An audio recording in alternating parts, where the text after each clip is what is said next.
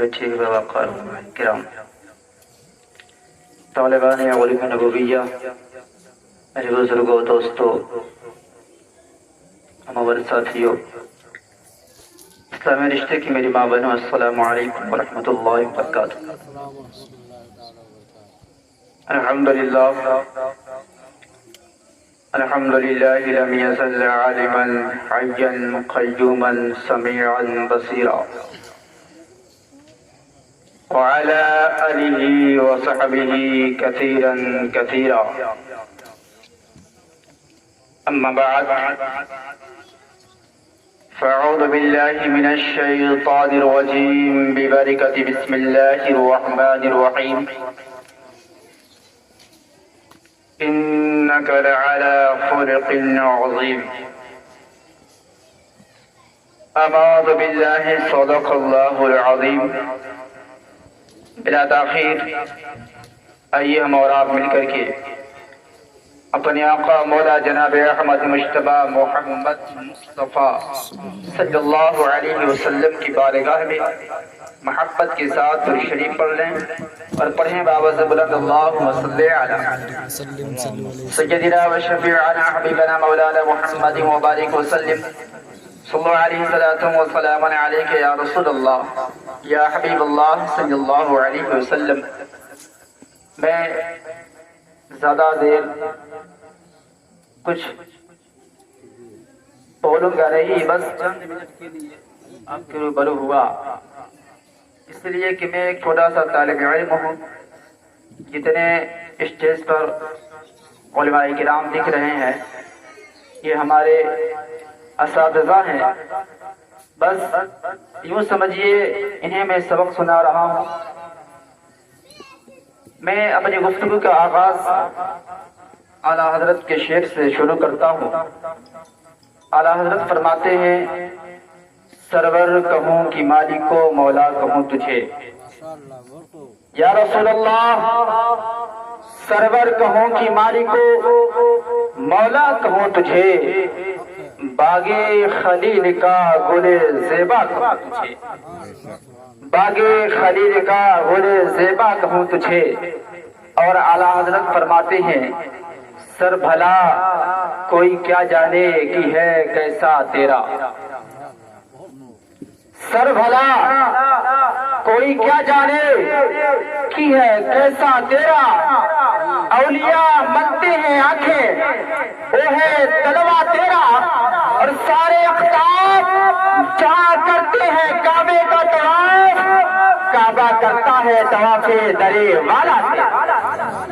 کعبہ کرتا ہے طواف درے والا تیرا۔ عزیزان ملت اسلامیہ، آپ حیات سرکار غوث پاک پر میرے بعد گفتگو سنیں گے، چند نصیحت کی باتیں لے کر کے میں آپ کے روبرو ہوا۔ آج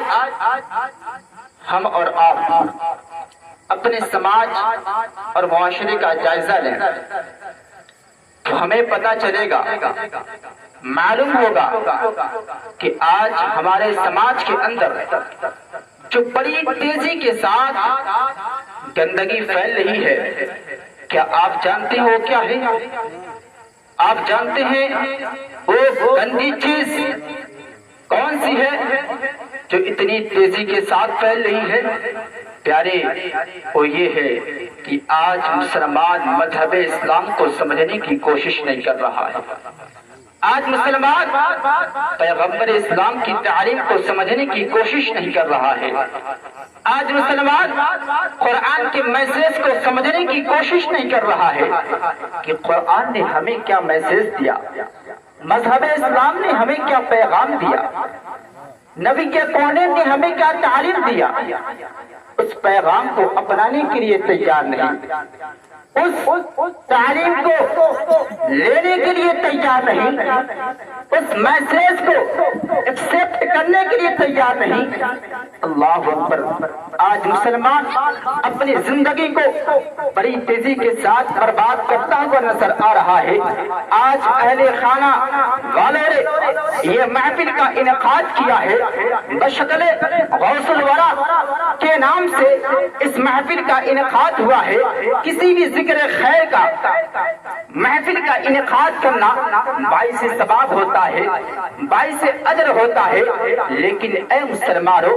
اے مذہب اسلام سے تعلق رکھنے والوں، میں آپ سے پوچھنا چاہتا ہوں کہ جب کسی مسلمان کے ہاں جشن عید میلاد النبی صلی اللہ علیہ وسلم کا پروگرام رکھا جاتا ہے تو کس بنیاد پر رکھا جاتا ہے، کس وجہ سے رکھا جاتا ہے، کس سبب سے رکھا جاتا ہے، ریزن کیا ہوتا ہے؟ تو پیارے اس وجہ سے رکھا جاتا ہے کہ جب میں اپنے دولت قدر پر اپنے گھر پر علماء کرام کو بلاؤں گا، شورائے کرام کو بلاؤں گا، تو ہمارے گاؤں کے، ہمارے قریہ کے، ہمارے محلے کے لوگ علماء کی گفتگو کو سننے کے لیے آئیں گے، شورا کے نعتِ کلام کو سننے کے لیے آئیں گے۔ لیکن آج صاحب کو پتا نہیں ہے کہ آج مذہب اسلام سے تعلق رکھنے والا اپنی زندگی کو کتنی تیزی کے ساتھ برباد کرتا ہوا نظر آ رہا ہے۔ اگر یہی اہل خانہ والوں نے یعنی کہ علی جناب حاجی رحمت اللہ صاحب نے اس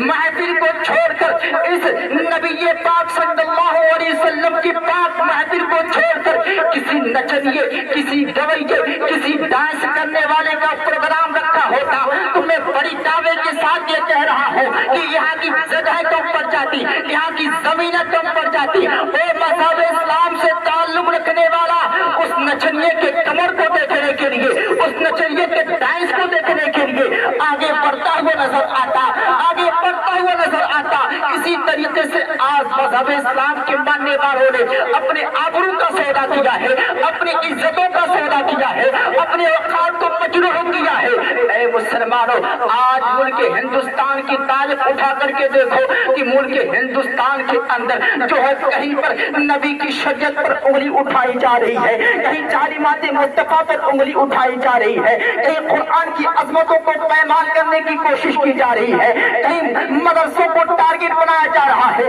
کہیں مسجدوں کو ٹارگٹ بنایا جا رہا ہے، کہیں خانقاہوں کو ٹارگٹ بنایا جا رہا ہے، کہیں قبرستانوں کو ٹارگٹ بنایا جا رہا ہے، کہیں جو ہے مسلمانوں کے ماؤں بہنوں کی عزتوں کے ساتھ کھلواڑ کیا جا رہا ہے، کہیں مسلمانوں کی جان کے ساتھ کھلواڑ کیا جا رہا ہے۔ اے مسلمانوں سنو، اگر نبی کے توڑے صلی اللہ تعالی علیہ وسلم کی تعلیم کو عام کرنا ہے، نبی کے توڑے صلی اللہ علیہ وسلم کی تعلیم کو پوری دنیا کے اندر عام کرنا ہے، قرآن کی عظمتوں کو پامال ہونے سے بچانا ہے، اپنے مدرسوں کو محفوظ رکھنا ہے، اپنے مدارسوں کو محفوظ رکھنا ہے، اپنی عزتوں اور وقار کو محفوظ رکھنا ہے، تو اے مسلمانوں سب سے پہلے اپنے گلے میں پیغمبر اسلام کی غلامی کا پٹا ڈالو، اور اگر جان دینے کی، نبی کی خاطر جان دینے کی بات آ جائے تو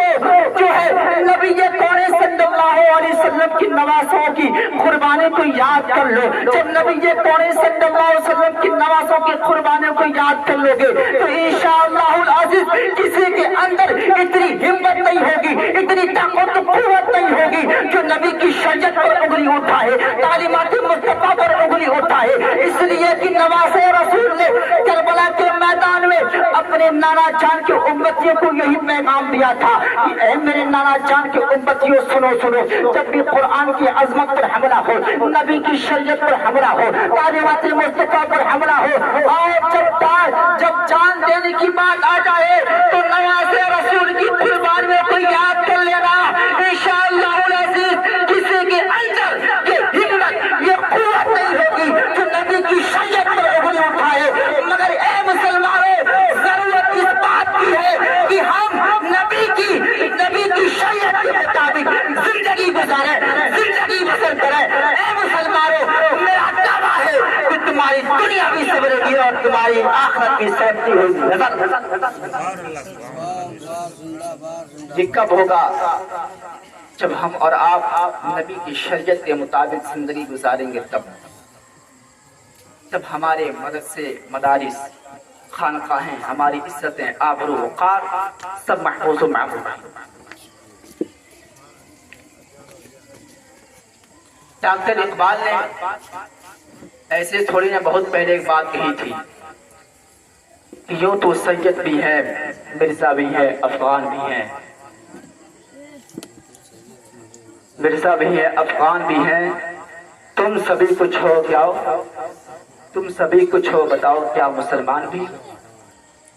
اور آج کے مسلمانوں کی حالت کی نشاندہی کرتے ہوئے ڈاکٹر اقبال نے کہا تھا تم ہو صورت میں نصارا تو تمدن میں ہنود، تم ہو صورت میں نصارا تو تمدن میں ہنود، یہ وہ مسلم ہیں جنہیں دیکھے شرمائے،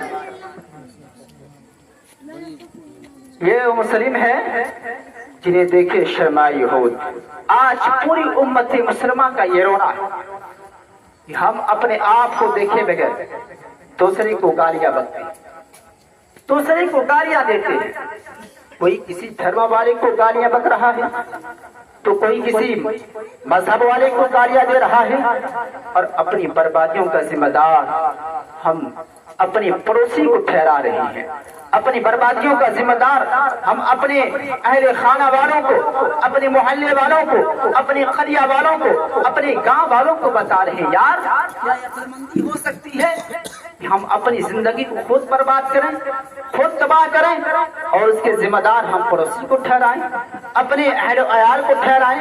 اپنے محلے والے کو ٹھہرائیں؟ یہ عقل مندی نہیں ہو سکتی ہے پیارے، اس لیے کہ مسلمان کسی دوسری قوم کی تباہی میں دبایا ہوا نہیں ہے۔ اگر ہم کہیں نہ کہیں تباہ و برباد ہوتے ہیں، اگر ہم کہیں نہ کہیں جو ہے مصیبت میں گرفتار ہوتے ہیں، پریشانیوں میں مبتلا ہوتے ہیں، تو یہ ہمارے ہاتھ کی جو ہے کمائی ہوتی ہے، ہماری کرنی کا پھل ہوتا ہے۔ اس لیے کہ یہ میں نہیں، یہ علماء کرام نہیں کہہ رہے ہیں، بلکہ قرآن کہتا ہے وَمَا أَصَابَكُم مِّن مُّصِیبَةٍ فَبِمَا کَسَبَتْ أَیْدِیکُم، کہ جو کچھ مصیبتیں تمہیں پہنچتی ہے یہ تمہارے ہاتھ کی کمائی ہوتی ہے، یہ تمہارے کرنے کے پھل ہوتے ہیں۔ اسی لیے کہا گیا ہے کہ جو ہے دل کے پھپھوڑے چل اٹھے سینے کی داغ سے، اس گھر کو آگ لگ گئی گھر کے چراغ سے،